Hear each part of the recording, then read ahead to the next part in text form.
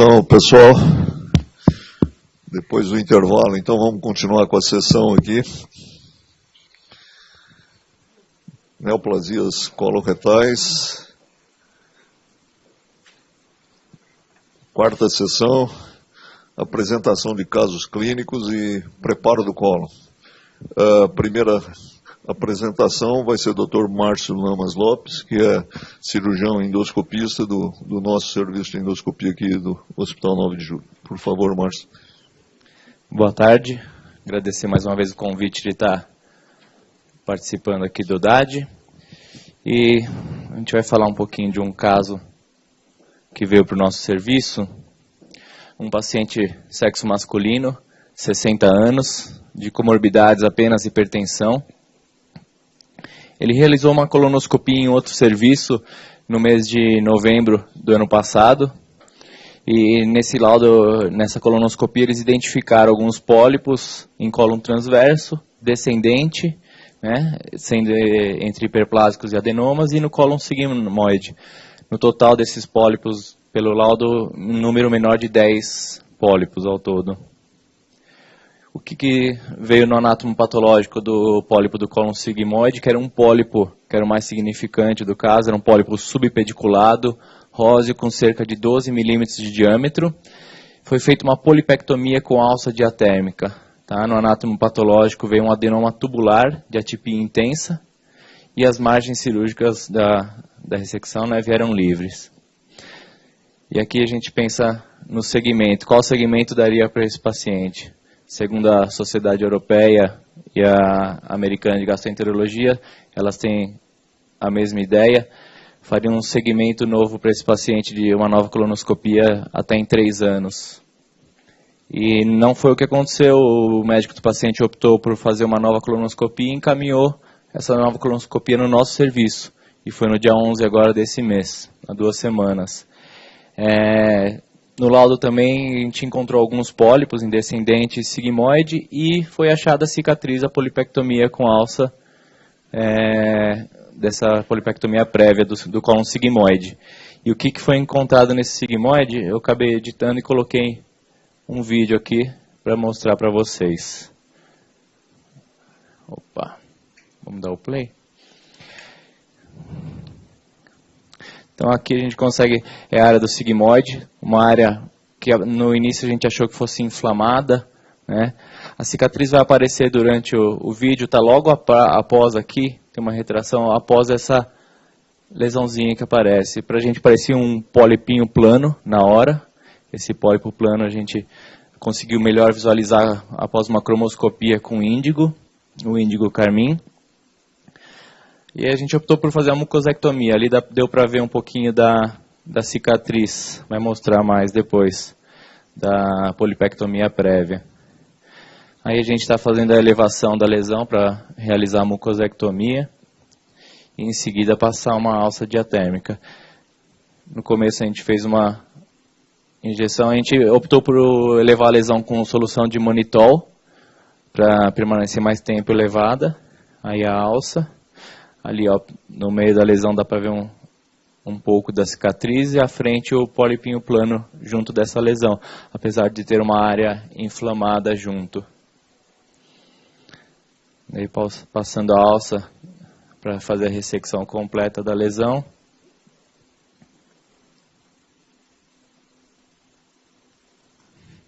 Esse esbranquiçado aqui em cima, opa, não fui eu.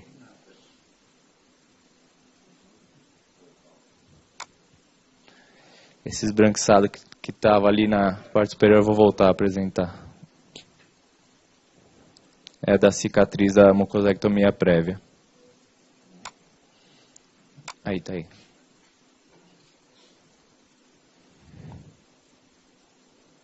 Quer ir para o slide 6? Aí. Consegue a gente correr o vídeo lá para frente? Para mais da metade. Isso, um pouquinho mais. Aí. Tá ótimo.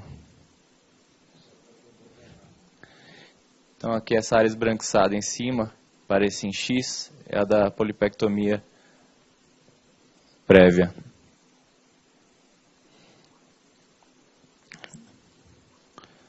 aí realizada a mucosectomia, a gente alçou a peça, retirou com maior segurança. Então aqui uma foto do pólipo que a gente viu em cima da lesão avermelhada, aqui a cicatriz branca. E a área cruenta que ficou, a gente optou por colocar um hemoclip para profilaxia aí de sangramento. Bom, é isso. A biópsia que veio daquele pólipo no meio da lesão veio apenas um adenoma serrilhado, né? Uma atipia leve e margens livres. Daí, o nosso próximo passo a gente perguntaria para vocês, para discutir mais para frente, qual seria o segmento dado nesse caso, paciente. Ele veio para uma revisão antes do prazo, que seria em torno de 3 anos, adjacente à cicatriz da polipectomia com alça, apareceu uma nova lesão, não era residual, a gente tinha um adenoma tubular, e agora a gente tem um pólipo que a gente considerou pequeno, achava ele superficialmente elevado ou plano, e era um serrilhado, né? Então aqui eu coloquei uma tabela para a gente poder ver qual é o próximo passo que seria nesse paciente. No caso, o pólipo céssio serrilhado com menos de 10 milímetros, que era o caso, sem displasia, o segmento próximo para ele seria em 5 anos. A gente vê que não é muito isso que acontece no nosso dia a dia, a indicação do exame acaba sendo antes desse prazo, né? Às vezes, como a gente falou de manhã, a cada ano o paciente vem e faz a sua colonoscopia de controle, porque o médico pediu para manter esse controle. Mas está indicado, segundo a literatura, fazer uma nova colonoscopia em 5 anos. E anteriormente, no primeiro caso, se ele tivesse seguido direitinho um pólipo que ele tinha era subpediculado de mais de 10 milímetros, né? Era um adenoma tubular, ele poderia ter feito tranquilamente o segmento em 3 anos. Tá? É de alta evidência e a gente não saberia se ele voltando em 3 anos teria uma outra lesão ali mais complicada, aquele pólipo serrilhado estaria ali somente daquele tamanho. E aqui essa imagem eu tirei da Sociedade Brasileira de Coloproctologia. Eles falam um pouquinho diferente no segmento deles, né? Os adenomas, eles fazem o acompanhamento no primeiro intervalo após 3 anos, quando vem o adenoma. E quando são pólipos grandes, né, e sésseis, com ressecção completa, que foi o que aconteceu no primeiro caso dele, na primeira colono, repetir em 3 a 6 meses. Talvez quem solicitou tenha pensado por aqui, seguido esse quadro. Então era um pólipo grande, subpediculado, com uma ressecção completa, ele repetiu entre 3 e 6 meses, que foi o período que ele veio, e acabou achando, por coincidência, no local da ressecção, aquele serrilhado. Além de outros adenomas e pólipos hiperplásicos no cólon. O paciente tem alguns pólipos pelo cólon, então ele provavelmente, ano que vem, o médico solicite uma nova coluna. Mas é isso, é mais para a gente ver que tem condutas de segmentos diferentes, para casos que a gente acha que é simples, que foi feita a ressecção completa da lesão e mesmo feita a ressecção completa, tinha uma lesão adjacente que não foi visualizada no primeiro momento. É isso.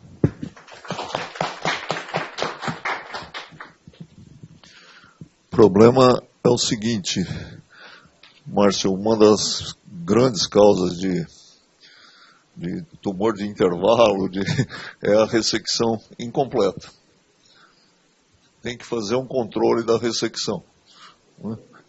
Apesar da lesão ter sido pequena, você vê que sobrou lesão na área de cicatriz. Então, assim, o anátomo patológico veio como margens livres, né? Então a gente fica dependendo disso para poder fazer o segmento. E a gente não sabe se realmente foi algo que sobrou. Eu creio que seja uma lesão adjacente que estava ali, no primeiro momento não foi identificada, foi em outro serviço, então a gente não tem como julgar e ver as imagens deles. Pois é, por isso que o aspecto endoscópico é muito importante, né? Sim. Porque você queima o tecido, fica difícil para o patologista, né, verificar se tem margem livre ou não tem, mas geralmente os pólipos ficam com aquela borda toda queimada ali, então o aspecto endoscópico é muito importante. Agora, independente disso, a decisão de realizar a ressecção aqui foi, até certo ponto, corajosa, né, porque estava em cima de uma cicatriz, Eu acho que a injeção submucosa ficou boa. Isso deu uma segurança para vocês aí, né? Sim. De qualquer maneira, assim, o que acontece depois de uma úlcera? Quando você faz a polipectomia e ulcera e faz uma cicatriz, você tem um risco muito maior de perfurar em cima dessa cicatriz. Por quê? O que acontece? A muscular da mucosa faz uma fusão com a muscular própria. E você fica com pouco tecido para prender ali. E aí o risco de perfuração aumenta muito. Mas de qualquer maneira ficou muito bom. Parabéns. Interessante. Em relação às cicatrizes, lesões de sobra, essa é a principal indicação do ectomia do Underwater. Ele facilita a ressecção de lesões adjacentes às cicatrizes. Mucosectomia? Underwater. Underwater. Pós procedimentos. Quando você tem lesões adjacentes às cicatrizes. Sim.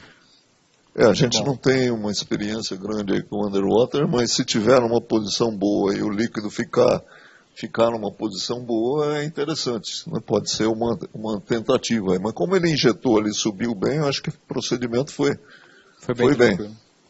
A minha dúvida é, será que isso é um serrilhado? Primeira coisa. Ou será que é uma reação hiperplásica que aconteceu ali pós-mucosectomia? Então, de qualquer maneira, assim, foi um serrilhado com atipia discreta, né? Sim. Não foi um serrilhado sem atipia. Foi um serrilhado com atipia discreta. E aí, no segmento, seriam 3 anos e não 5 anos. Né? Então, essa é uma dúvida que ficou. De qualquer maneira, nós discutimos bastante isso hoje de manhã. Nesse doente, por exemplo, eu nunca recomendaria para ele voltar depois de 3 ou 5 anos. 3 ou 5 anos. Eu recomendaria que ele voltasse logo, mesmo porque ele tem vários pólipos aí que já foram ressecados. Então, assim, a recomendação quando é um paciente de quem você está cuidando, né, é um pouco diferente do guideline populacional, vamos dizer assim. Então, nesse doente, eu recomendaria que ele voltasse aí em 3 meses para ver se sobrou alguma coisa ou não. Esses outros pólipos que a gente encontrou, e uma vez que tivesse sem pólipo e com uma situação relativamente tranquila, o colo limpo, aí sim a gente poderia pensar numa recomendação para 3 anos. Fala, doutor Elcio.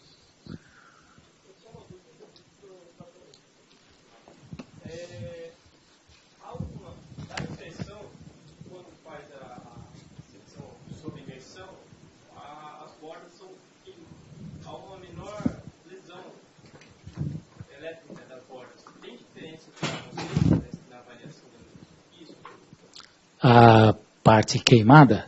Absolutamente sim. Absolutamente. Você vê a lesão, o tecido totalmente alterado. Você não enxerga nada, é uma mancha que tem ali.